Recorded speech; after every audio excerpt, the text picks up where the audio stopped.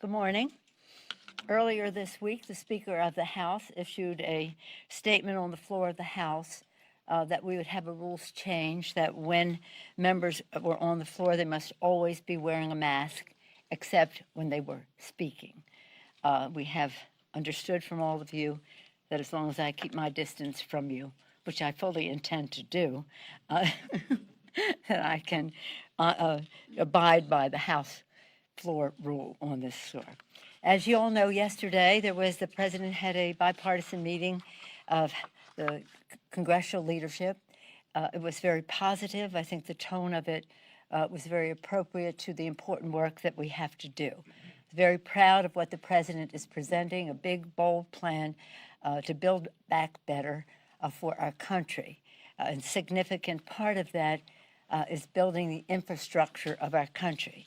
How you define infrastructure is part of how we go forward. We don't want to define it in an old way. We want to be thinking in terms of the future.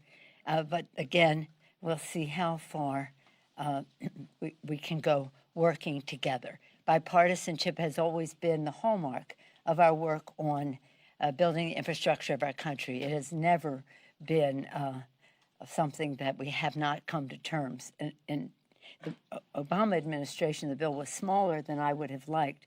But when you think that it was negotiated between Senator Barbara Boxer and Senator Inhofe, although yesterday Senator McConnell interjected that it was Boxer and McConnell who came to the final agreement on that bill, and that is, shall we say, that was progress. But we want more, and that's what we're here to do. There was recognition that the country needs a strong infrastructure package. Look no further than the American Society of Civil Engineers, which gives us a DC minus depending on the category of infrastructure they're addressing. It's an issue of commerce. It's an issue of clean air. It's an issue of quality of life for people to have them out of their cars with more mass transit and the rest. And it is also an issue of just, again, growth in a way that is about safety as well as jobs. Safety issues. In Mr. McConnell's state alone, there are like 1,000 bridges that are insecure. And, well, I could go state by state on that. In any event, it is...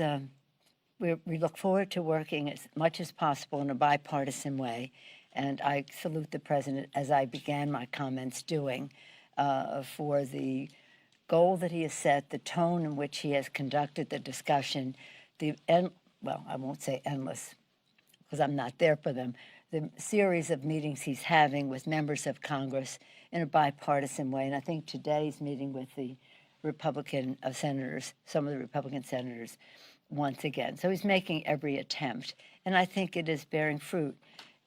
We'll see. Again, we're very proud of what happened when we passed the rescue package, but in order for people to avail themselves of the benefits of it, they have to know. Right now, we're in the course of a child tax credit week of action. Before we had day of action for one aspect of the bill or another. This is a week of action because it leads up to May 17th, which is the day that we're encouraging people to file their income tax forms, even if they are below the level of having to file a tax return, because in order to get the tax credit refundable, you need to file your tax return. So I'm very, very proud of the work that's being done. And I've been involved in a series of those meetings, and many of the community groups who have the confidence culturally, linguistically, in so many ways with so many people in our community are helping a great deal. They're helping a great deal also in terms of vaccines in the arms, money in the pockets, children in school, as well as workers going back to work to communicate with the community, members of the community who might have been previously underserved. Then, as I say, we go on to the jobs bill, and I think that's pretty exciting. just saying on the tax credit, since we're having child tax credit week of action, it will benefit 27 million families and cuts child poverty in half. Cuts child poverty in half, and that's kind of remarkable. So as we, again, build back better, we think that it's important for us to have more women in the workforce, shall we say, that child care is very important to that we have workforce development so that people can be trained for these jobs as we build in a more futuristic, resilient way.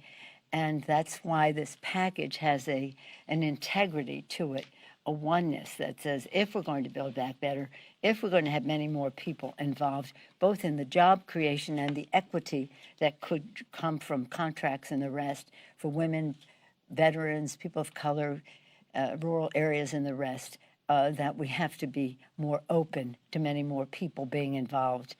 And for that to happen, the transformative measure is child care, elder care, care for our people with disabilities. So in terms of child care, children learning, parents earning. In terms of the others, people being able to go into the workforce with the comfort of knowing that their loved one is cared for.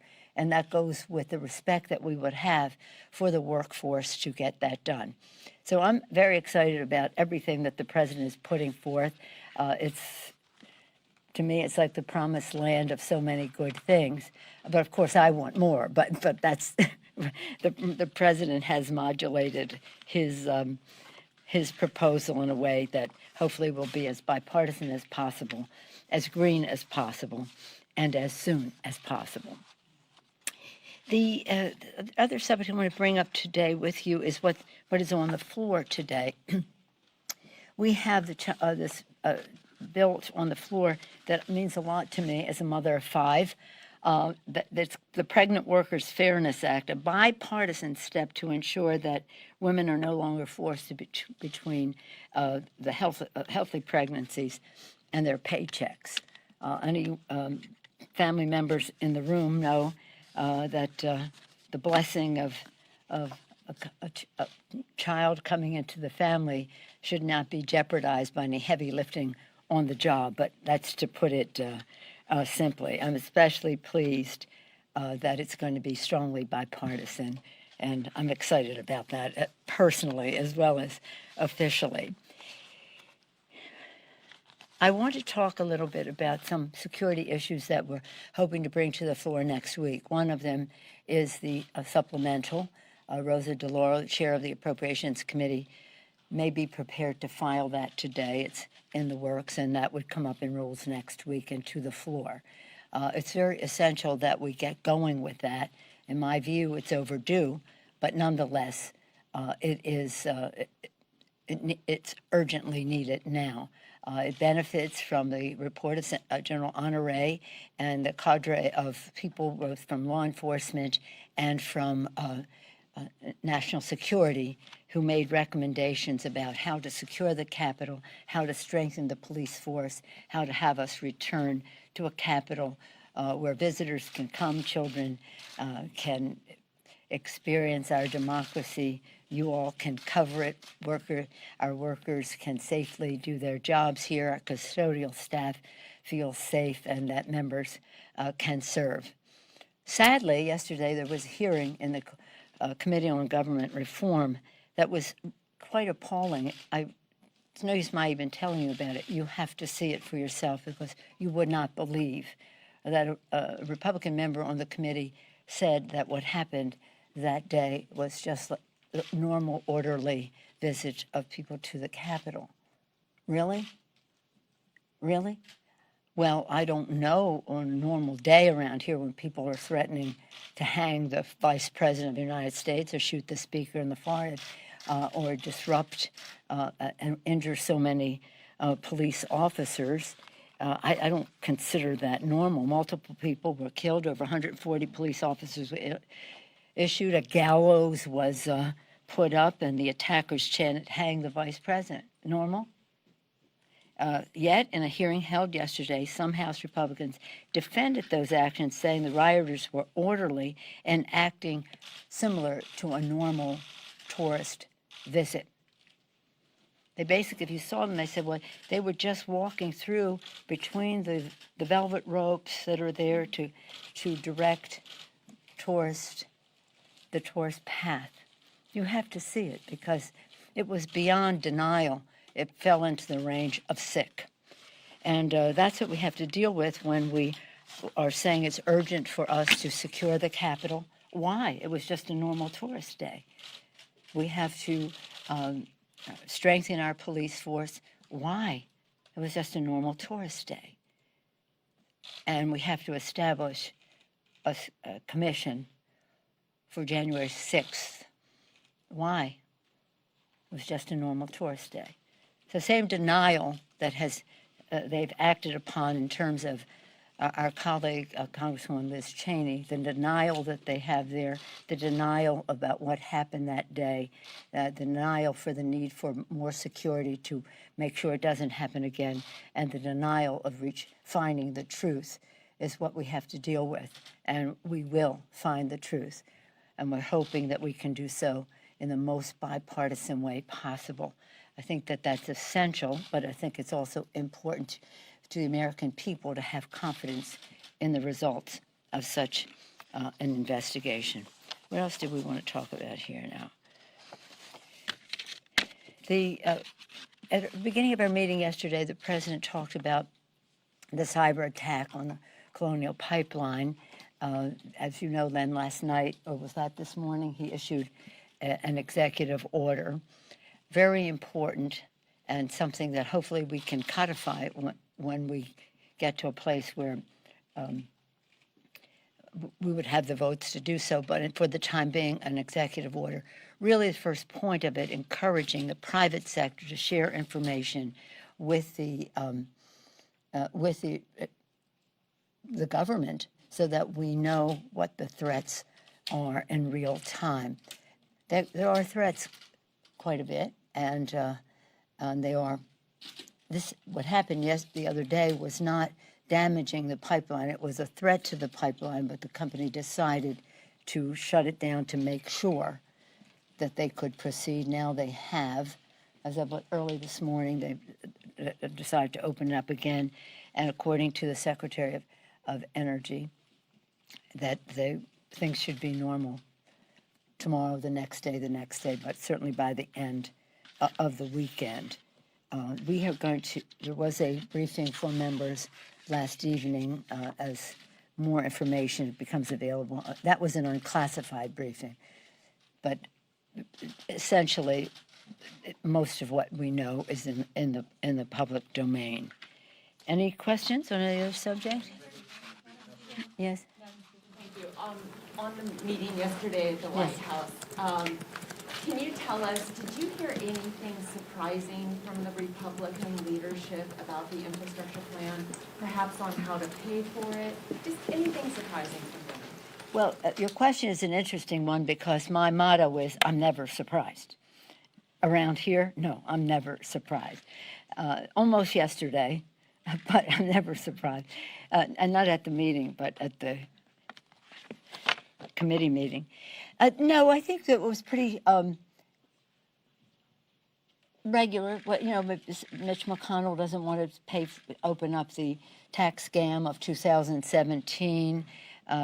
Kevin was more conventional in terms of what you would, Leader McCarthy was more conventional when you talk about what is infrastructure. I think it was a pretty standard fare in that regard.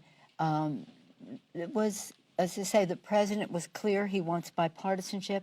He wants as much as possible soon and closer in terms of the amount that we would be investing. And it was polite, courteous, pleasant almost. Any new pay-fors that you heard anyone lean No, into? well, the one thing that was brought up, and I mentioned this in a press event afterward yesterday, was so what other pay-fors are there? It doesn't mean the president has said nobody making under $400,000 a year is going to have his or her taxes raised, and he's consistent with that.